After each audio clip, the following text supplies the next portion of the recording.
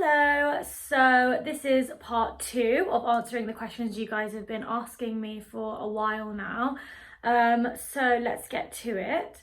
First question is, someone who's struggling with undergrad, how and what would you advise for the PA program?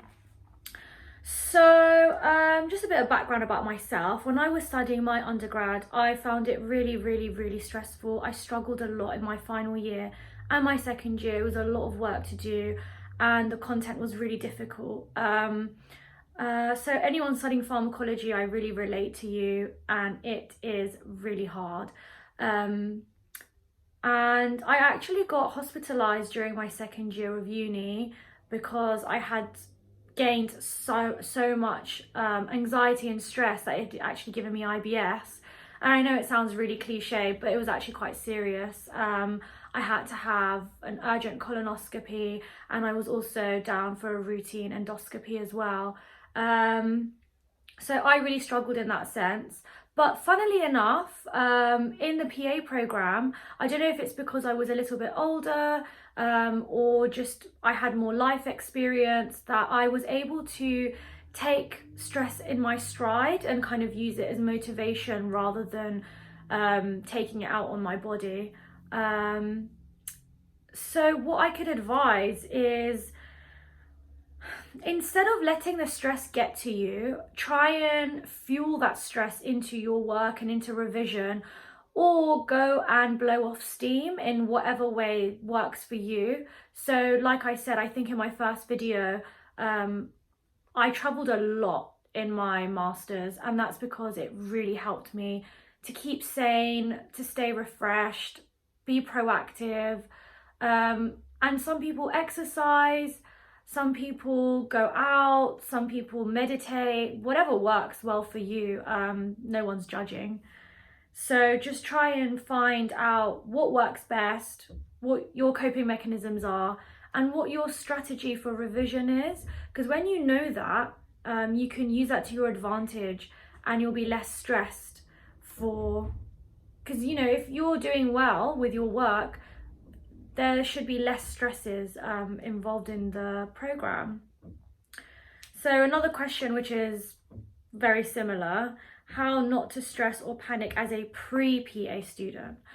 So, like I just said, if you know how you revise and you try different strategies and you find out and figure out what works well for you, that will really benefit you in your PA program, whether it's a master's, PG, dip. The only difference between the two is that one has a thesis project, so kind of like a dissertation, but essentially everything else is very similar. And just knowing how to revise, organizing your time. Self-motivation, I think, is really difficult for the PA program because it's a master's level. The program does require you to do a lot of independent study. Lectures, if we take it into logical terms, we're learning a lot in a very short amount of time. So you will be required to do a lot of further reading, further studying, further testing yourself, things like that in your own spare time. So being motivated is a really important one. And knowing your character and how you work under pressure, and just getting to know yourself before the PA program's a really good benefit as well. So next question: if you could go back, what would you say to yourself at the start of the course? So this is a really good question. What I would say to myself at the beginning of the course is, at the beginning of the course, just a bit of background, in the first couple of weeks, I was really, I wouldn't use the word depressed because that's an exaggeration, but emotionally, not mentally, emotionally, I was very low because I felt I hadn't clicked with anyone. I didn't know if the course was really for me. I didn't really know what I was getting myself into. Everything was really overwhelming. But then gradually I picked myself up. I got to know such amazing people that are, I would call like my best friends, like to date, even though we graduated and we all have different lives going on, and we don't all live near each other, but we do make effort to see each other. So I think making a good group of friends, and just having faith that I would kind of solidify that, and not being anxious and not being stressed, because it was sort of for no reason. Everything fell into place. I was really lucky with my friendship group. They helped me through a lot. There were days where I would go home and just cry to my mum because I didn't know really what I was getting myself into. But having that support from friends, family, friends outside of PA school, having that support from them, it was all really important, and it all collated into having a really good support system for myself. And I think going back, I should have had more trust in that. But also, more importantly, what I would tell myself is that all PA programs, all exams, whether it's GCSEs, A levels, undergrad, whatever it may be, we all have mock exams. And I'm the kind of person, unfortunately, I don't take mock exams seriously. Now, I'm sure coronavirus has taught us all to take every exam seriously and revise extra hard for everything, because you never know what's going to happen. But I would definitely try harder in my formative exams, just because it really shows you a true level of revision you're doing, true level of knowledge you've got going on.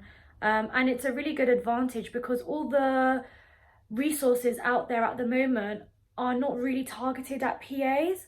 So the question papers that your university provide for you for mock exams, it's really important for you to do well and revise for them, because those are really your best bets of knowing where you stand in revision and how much more you need to study. And it gives you a better idea of what to expect for your final exams as well. So I would definitely try harder in those. That's mainly for single best answer questions.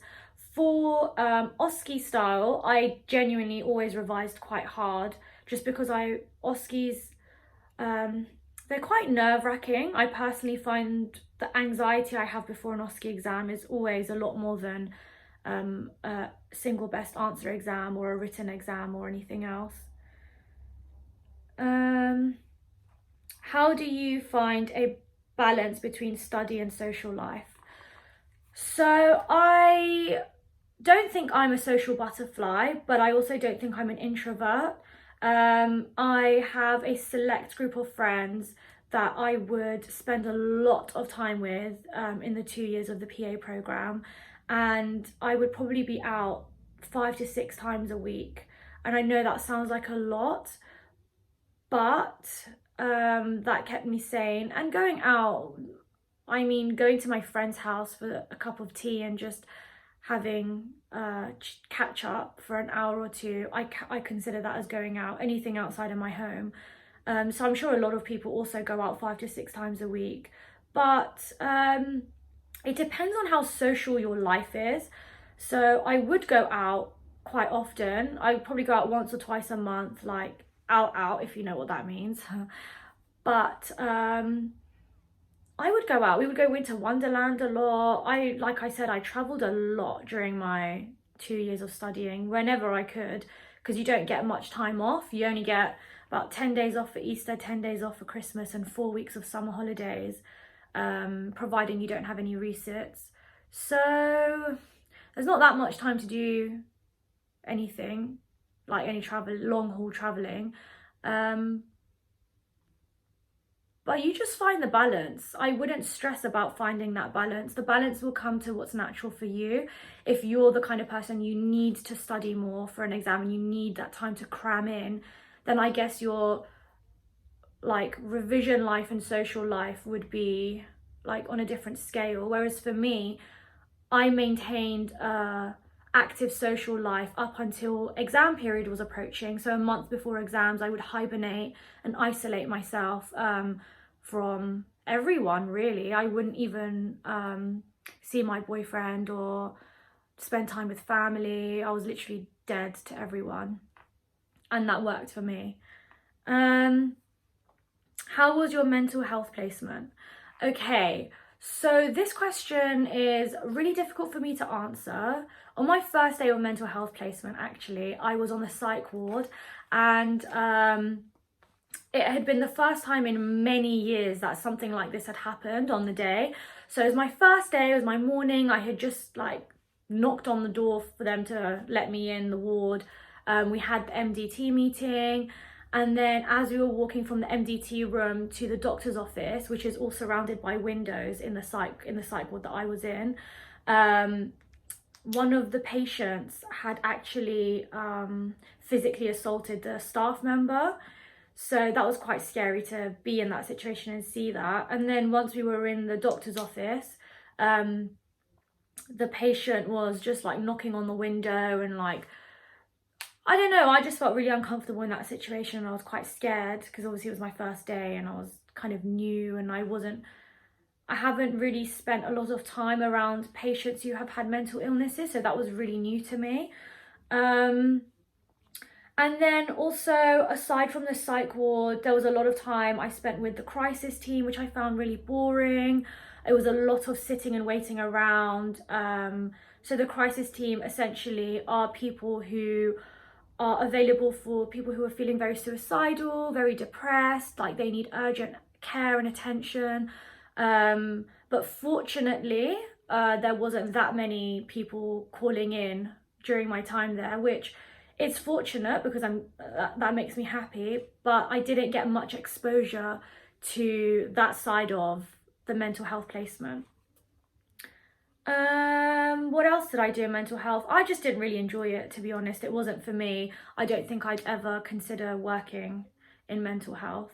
Although I really, really, really enjoyed studying mental health, found it so interesting, probably one of my favorite like categories or systems to learn about. It's not really a system, but modules, I don't know, whatever you want to call it. What drove you towards the course? Nothing really. The girl who started randomly talking to me in GP. I hope one day I can get into contact with her and thank her. I didn't know anything about the course until I was knee deep in it. But I'm really glad I took the leap of faith. I'm really happy with where I am. I'm really excited about the knowledge I can share with everyone. And I think it's a great dynamic role. You can mold it to suit you, and it could suit your personality. You can chop and change into different specialities. And yeah, I think even if I didn't know about the PA program, in the back of my head, I would have always liked to have done something like this. So it was kind of fate, I guess. How much of the Matrix did you revise for before nationals? So I think I answered this question earlier about how I revised, but basically everything and anything, even the 2Bs I revised on, such as, because TB, I think is a 2B in respiratory, but I don't know if in infectious diseases it's 1A or 1B. No, I don't think it's a 1A or 1B. But anyway, there are certain conditions that are a 2B, but you are still required to know a bit about their management.